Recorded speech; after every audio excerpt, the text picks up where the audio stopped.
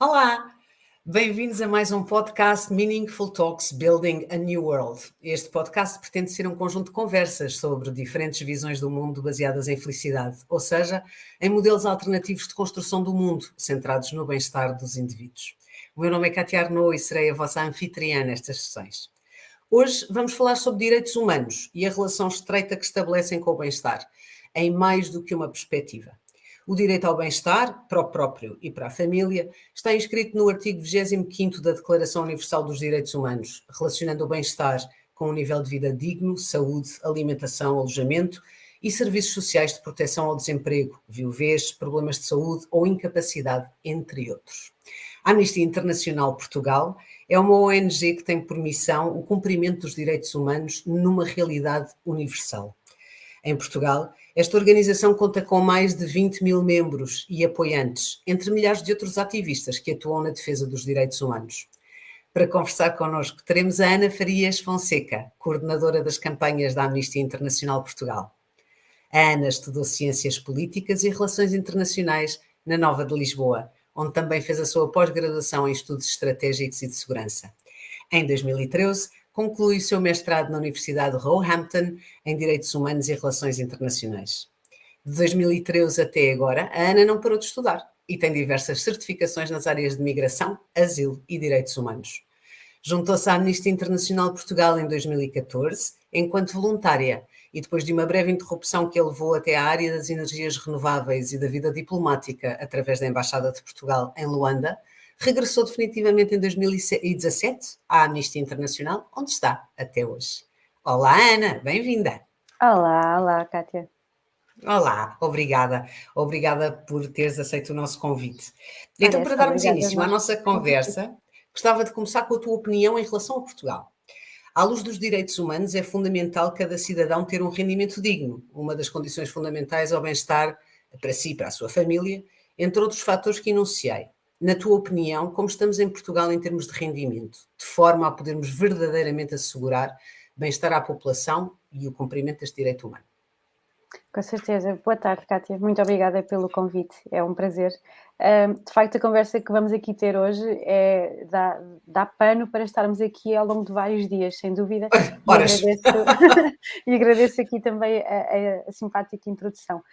Sobre a questão de direitos humanos, de rendimento e na questão portuguesa, eu queria apenas recuperar algumas coisas que referi no início e que ajudam a perceber porque é que existe esta íntima relação entre estes vários conceitos que vamos aqui falar, sobretudo para quem não estiver tão familiarizado quando falamos de direitos humanos, que não são só este catálogo de boas ideias e boas intenções que parecem ter surgido.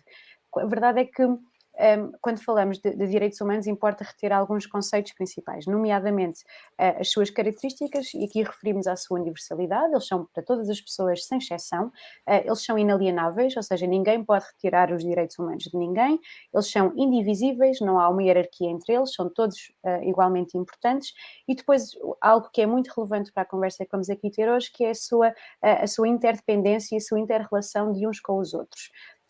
E isto é muito importante quando agora vamos falar da questão do rendimento e dos direitos humanos em Portugal e já vamos perceber porquê.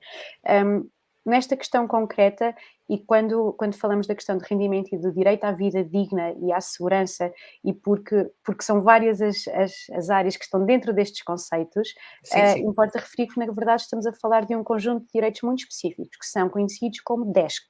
E esta sigla significa Direitos Económicos, Sociais e Culturais. E são exatamente, como a Cátia referiu, que está na Declaração Universal de Direitos Humanos, o direito ao trabalho, o direito à água, o direito à alimentação, o direito a um rendimento digno, o direito ao saneamento, que é algo que muitos de nós tomaram conhecimento enquanto direito humano agora, durante a pandemia, mas se calhar também podemos conversar isso um bocadinho mais à frente.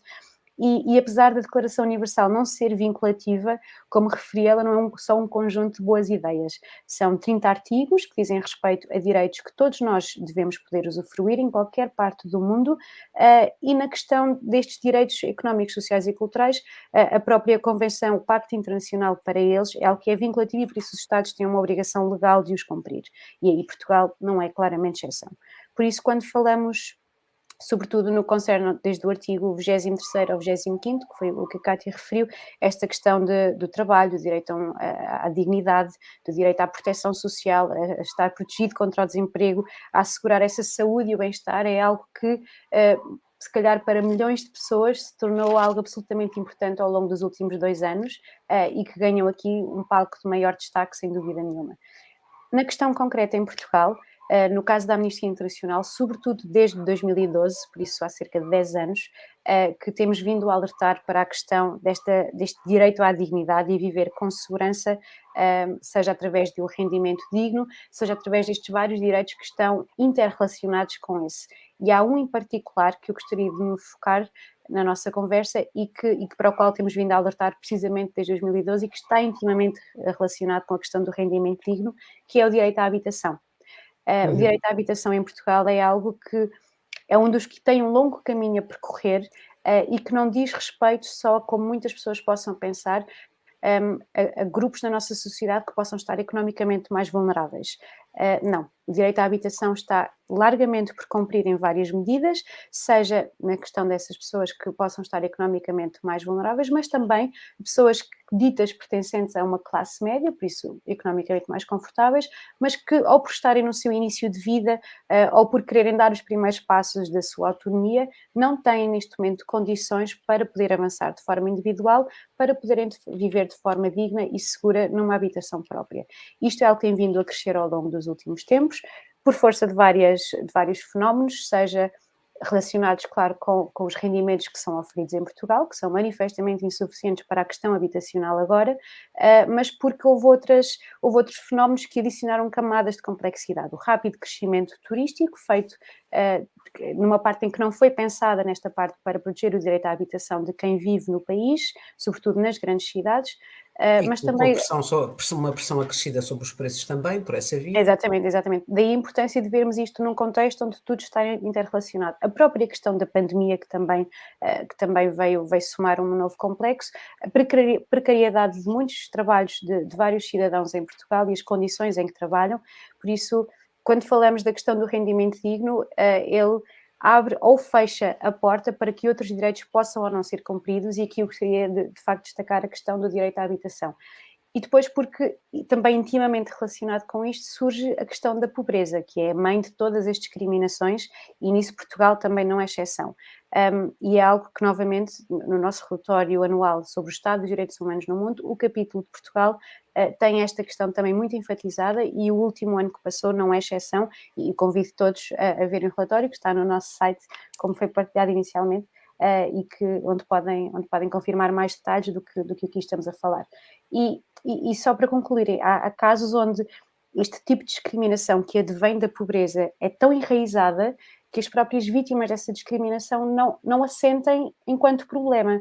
Ela é tão sistémica, é tão vista como quase natural, que muitas vezes as pessoas não têm sequer o conhecimento de que os seus direitos estão a ser violados.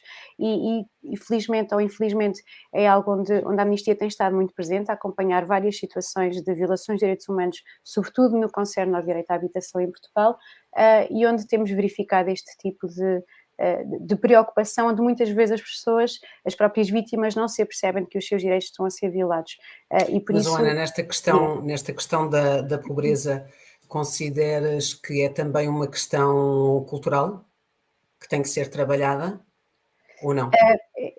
Aqui, se calhar um bocadinho, se ajuda, se calhar, a explicar um bocadinho como funciona o nosso trabalho em várias frentes. Uma delas é a própria educação para os direitos humanos.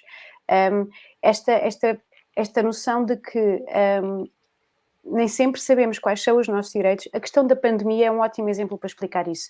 Pela primeira vez, milhões de pessoas em todo o mundo perceberam que têm direito a conseguir conciliar a sua vida profissional e pessoal e a viver num ambiente digno e numa habitação digna que o permita. E não é que as pessoas não soubessem isso, mas quando são fisicamente e emocionalmente confrontadas com essa situação, há um clique que surge e calma, se calhar aqui há alguma coisa que não está a correr bem. E da parte da Amnistia, uma das nossas funções é garantir que as pessoas sabem quais são os seus direitos, sabem o que é que podem fazer para os reivindicar, sabem o que podem exigir para que sejam cumpridos por parte do Estado ou das autoridades que têm a obrigação de os fazer valer, e por isso há aqui várias frentes.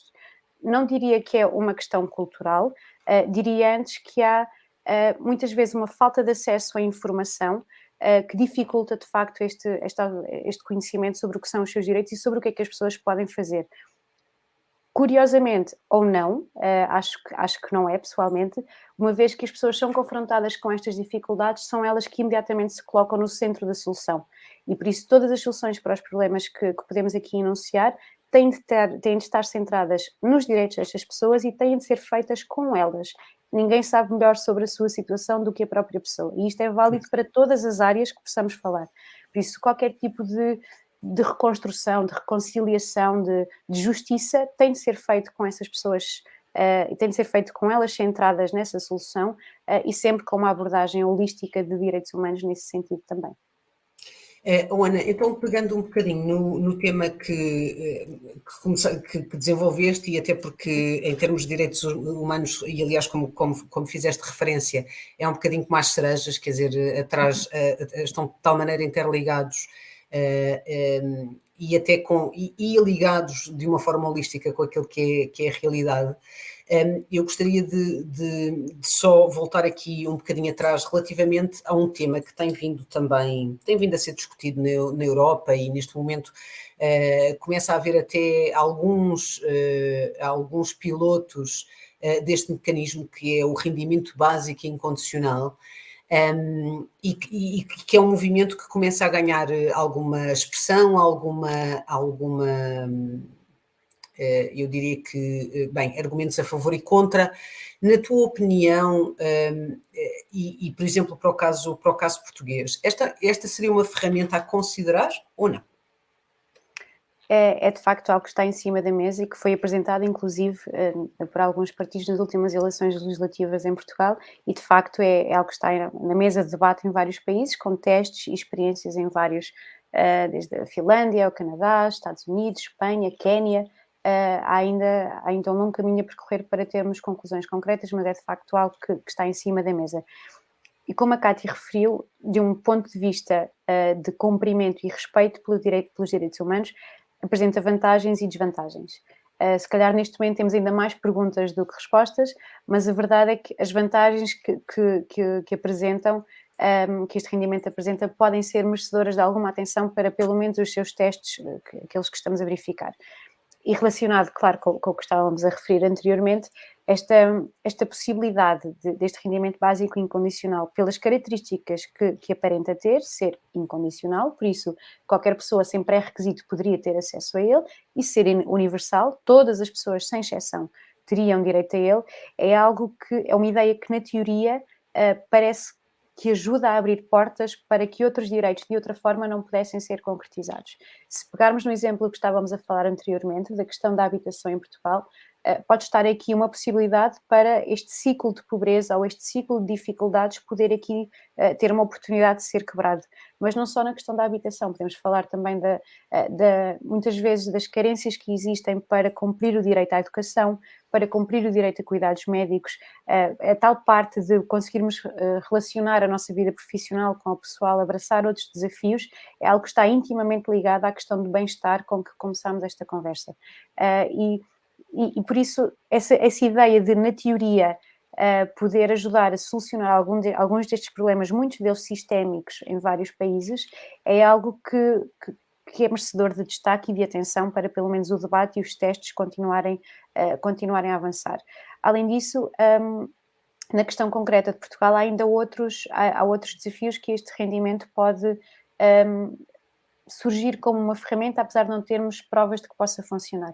No nosso capítulo de Portugal do relatório do ano passado, temos presentes a questão da habitação, como já referi, da discriminação, da violência contra mulheres, e por isso para todas estas áreas o rendimento pode oferecer uma oportunidade para que cada uma destas pessoas consiga de alguma forma dar um passo em frente na sua vida e desbloquear algumas situações que de outra forma poderiam ser mais complexas.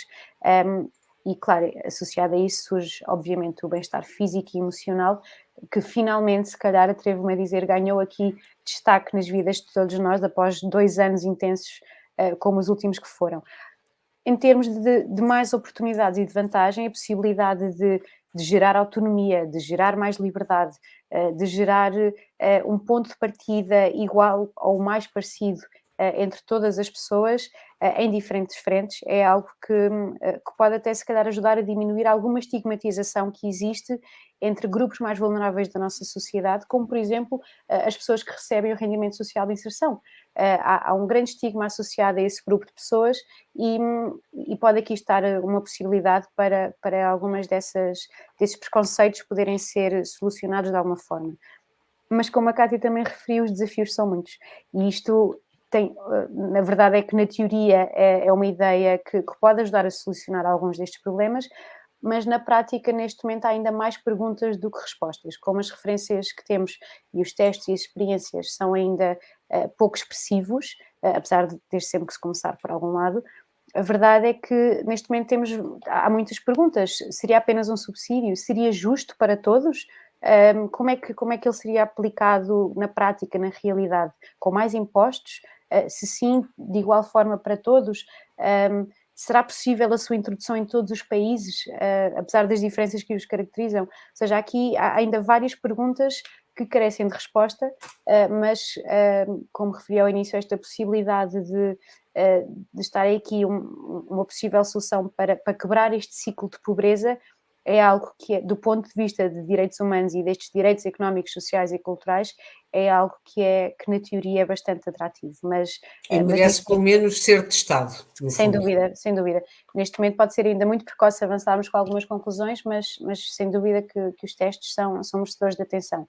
Até essas conclusões concretas surgirem, há outras medidas que os Estados têm a obrigação de cumprir, precisamente porque na questão de direitos humanos e do Pacto Internacional que falámos há pouco sobre os DESC, eles não são só obrigações morais, são obrigações legais que os Estados têm de cumprir.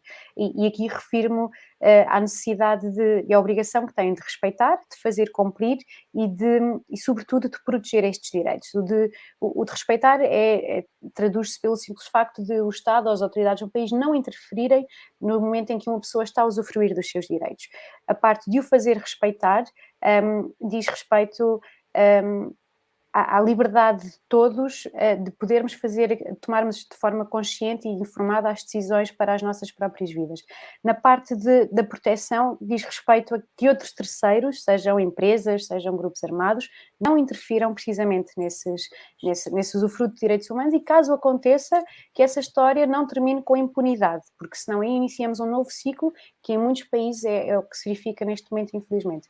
E depois a questão de fazer cumprir estes direitos humanos, porque se promovermos estes direitos, se apostarmos na sua educação, na sua promoção, no seu desenvolvimento e facilitando o seu acesso, atrevo-me a dizer que estes três pilares acabam muitas vezes por fazer valer as suas obrigações, as obrigações destes Estados e acabam por gerar sociedades mais justas, mais inclusivas, mais livres e que por isso com mais pessoas capazes de usufruir dos seus direitos. Então, agora, precisamente agarrando nesse teu remate e tentando passar aqui para uma perspectiva mais global, qual é a tua opinião relativamente ao estado do cumprimento e respeito pelos direitos humanos no mundo? Ou seja, quão longe estamos nós de termos efetivamente sociedades mais justas e em que os direitos humanos são uma realidade? Agora sim, esta é a pergunta para ficarmos aqui numa longa conversa, mas eu prometo que vou tentar ser sucinta. É sem dúvida uma pergunta muito desafiante, mas novamente pegando pelo que são as nossas investigações e o contacto que temos das várias provas que recolhemos e das situações que conhecemos, vamos pegar no nosso relatório anual sobre o estado dos direitos humanos no mundo, precisamente, que eu acho que pode servir de um bom ponto de partida para esta resposta.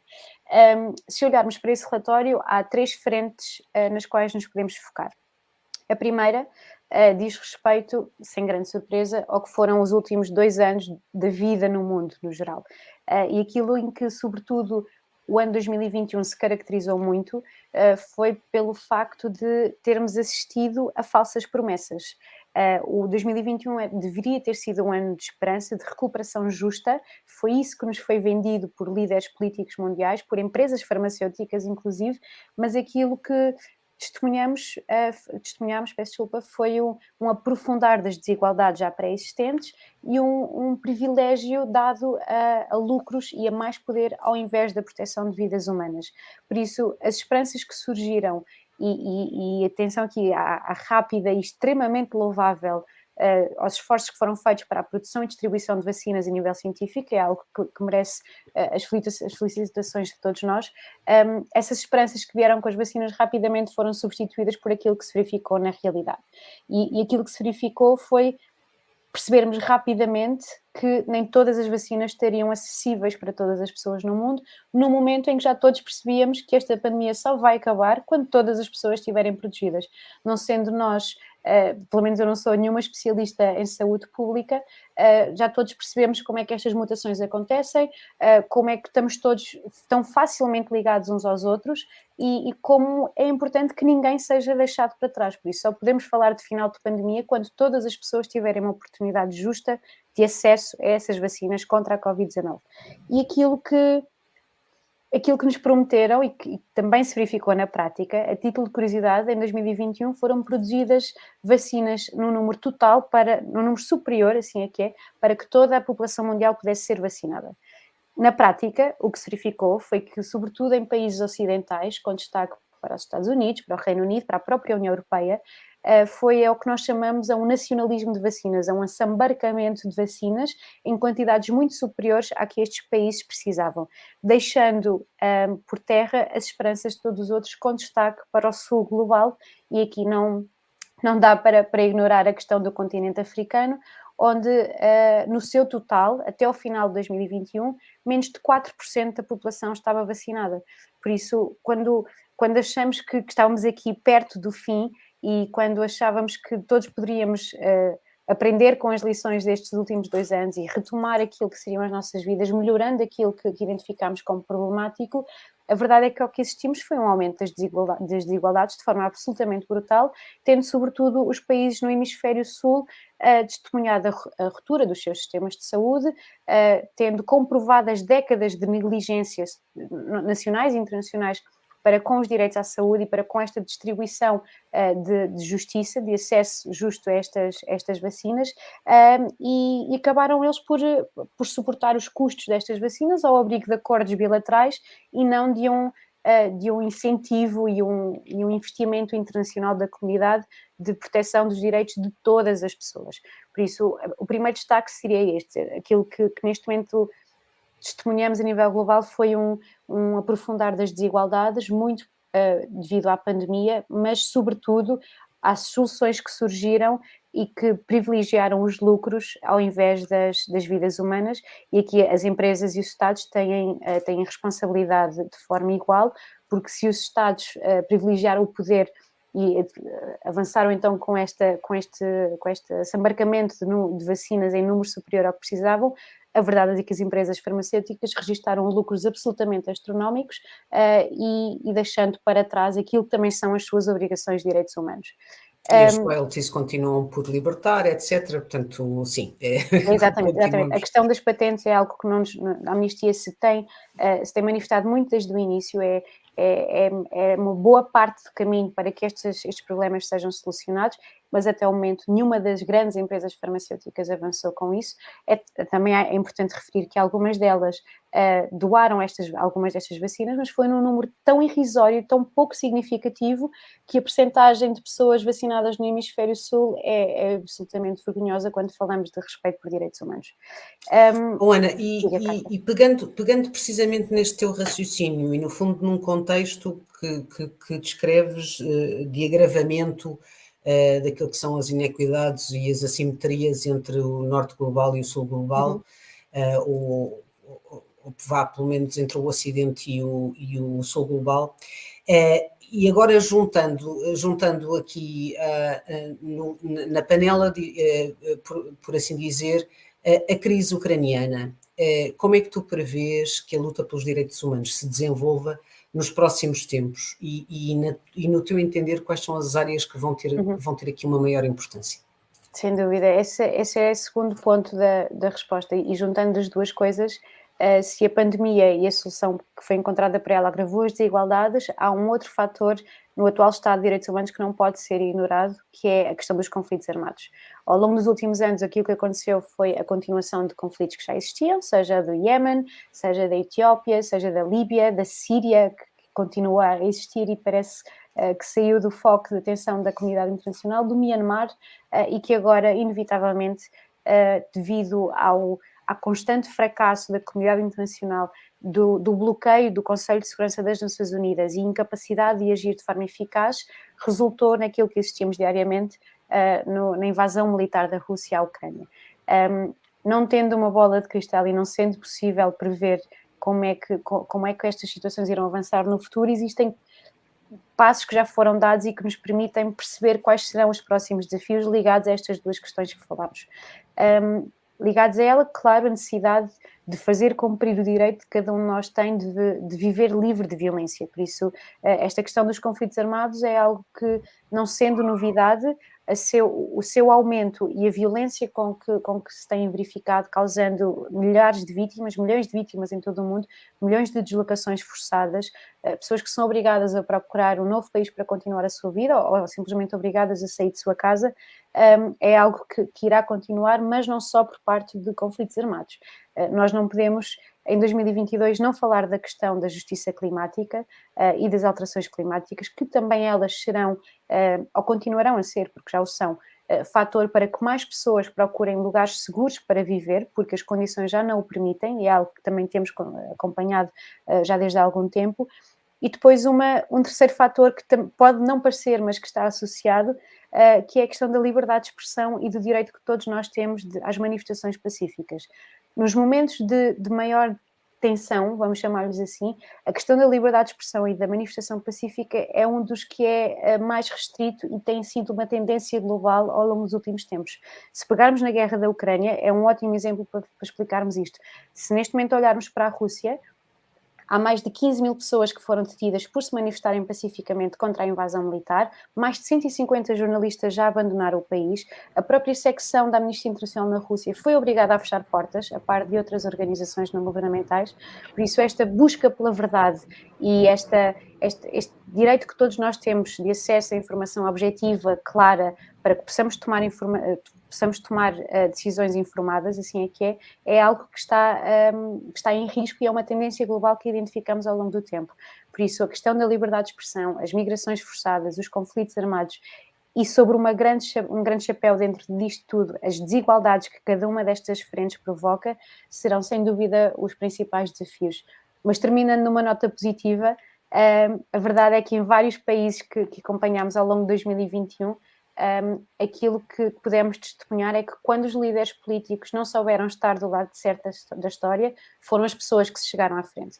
Foram as pessoas que ocuparam as ruas apesar dos riscos, foram elas que fizeram recuar medidas que se previam mais restritivas, foram elas que fizeram frente, muitas vezes, a maior parte das vezes, na verdade, de forma pacífica, e que fizeram a sua mensagem passar de que os direitos humanos não estão para venda, não têm um valor e que os Estados são obrigados a cumpri-los. Por isso é nelas que depositamos essa esperança, é com elas que caminhamos e por isso acho que é importante também olharmos com uma nota positiva, porque é possível um mundo melhor. Que bom, a nota positiva depois de um quadro até quase, diria que muito preocupante e dramático. Mas olha, agora eu gostava de focar a nossa atenção no ser humano por trás da coordenadora de campanhas da Amnistia Internacional Portugal. Nós estivemos em Luanda na mesma altura, apesar de não termos tido a oportunidade de nos conhecer lá. Que recordações guardas dessa experiência? Engraçado, não estava nada à espera agora, Cátia. Olha, de Luanda eu só tenho muito boas recordações e muitas aprendizagens. A primeira boa recordação, a um nível muito pessoal, foi que conheci lá o meu namorado e por isso Luanda será sempre um lugar muito, muito especial para nós. Depois, pelo crescimento pessoal e profissional que tive a oportunidade de conseguir com essa experiência, estando na Embaixada de Portugal em Luanda, os vários amigos que fiz, a família alargada que conheci também, e depois algo que só há pouco tempo percebi, porque sempre tive dificuldade em caracterizar um bocadinho essa experiência, muitas vezes pelo próprio extremo, no mesmo dia, nos mesmos sítios e com certeza a Cátia deverá ter presenciado o mesmo, estes extremos de de grande riqueza, de extrema pobreza, a própria questão da liberdade de expressão que estávamos a falar, porque talvez a Cátia se recorde, no ano em que lá estivemos, foi quando um conjunto de ativistas foi detido, entre eles sim. o Ati Beirão, Sim. por isso esta balança era algo que ao início me era muito difícil de conseguir acompanhar e de perceber, sem estar num permanente estado, a nível pessoal, de grande descontentamento e de revolta, mas há algo que li há pouco tempo num livro do José Eduardo Agualusa, em que ele diz que ao povo angolano ninguém tira o otimismo, e é exatamente isso. É algo que eu guardo com muito carinho, que de um ponto de vista muito pessoal quase que invejo, porque há uma forma de estar na vida que se calhar é certa, que se calhar é por aí. E então guardo essas memórias com muito carinho. Que bom. A tua carreira sempre foi virada para os direitos humanos. Nasceste a saber que esta era a área que te querias dedicar? Ou como é que isso Não. aconteceu? Não. Eu quis ser de um bocadinho de tudo. Passou por atriz, passou por astronauta, passou por recepcionista, passou por uma série de coisas. Agora, olhando para trás e tendo em conta as escolhas que fiz, consigo perceber algum padrão, sendo que na altura estava muito longe de adivinhar o que é que iria fazer. Mas talvez fruto das influências familiares, de amigos, eu também venho de um contexto mais pequeno, sou natural da Covilhã, por isso há uma grande proximidade entre as pessoas e um grande espírito de entreajuda e talvez fruto também de vir de uma família muito trabalhadora, muito consciente dos seus direitos e da necessidade também de sermos uns para os outros, se calhar de forma inconsciente fui tomando algumas decisões que quando chegou o grande momento de tomar a decisão de o que é que eu vou fazer com a minha vida, havia algumas possibilidades com que eu me identificava mais.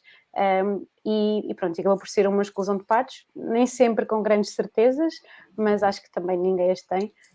E pronto, olha, para já tem corrido bem e a verdade é que estou muito realizada e acabou por correr tudo bem. Bom, e pronto, encerramos assim mais um Meaningful Talks, Building a New World. Se quiserem saber mais sobre a Amnistia Internacional de Portugal, fazer um donativo ou juntarem-se enquanto membros, é só pesquisarem o seu site, página no Facebook ou Instagram. A Ana Fonseca, resta-me apenas agradecer o tempo e a disponibilidade para esta conversa Muito connosco. obrigada, Cátia. Obrigada, Ana, foi muito bom. Obrigada, foi um prazer também. Muito obrigada. A todos os que nos acompanharam, fica o meu agradecimento pela vossa atenção e carinho. Este videocast está disponível no YouTube, Facebook, LinkedIn e Instagram. É só fazer a pesquisa por Happyology e em suporte podcast no Spotify e em happyology.buzzsprout.com. Deixem-nos os vossos comentários e sugestões. Até breve!